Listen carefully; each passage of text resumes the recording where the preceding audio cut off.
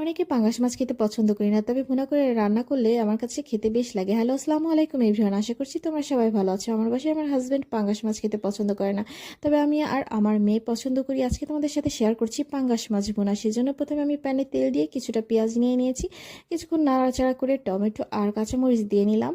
তারপর দিয়ে দিচ্ছি পরিমাণ মতো মরিচের গুঁড়া, হলুদের গুঁড়া আর জিরার গুঁড়া। এখন দিয়ে দিব পরিমাণ মতো লবণ, সাথে দিয়ে দিচ্ছি 1 চামচ আদা বাটা আর রসুন বাটা।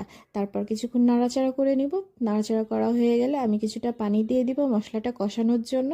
যখন মশলাটা তেল ছেড়ে দেবে, তখন আগে থেকে ভেজে রাখা ছোটো টুকরো করে ভেজে রেখেছিলাম পাঙ্গাস মাছগুলো আমি মশলাটার ভিতরে দিয়ে দিব। তারপরে কিছুটা পানি দিয়ে আবার কিছুক্ষণ কষাবো। কষানো হয়ে গেলে শেষে আমি ঝোলের জন্য একটু পানি দিব, পানি দিয়ে পানিটা শুকিয়ে নিব।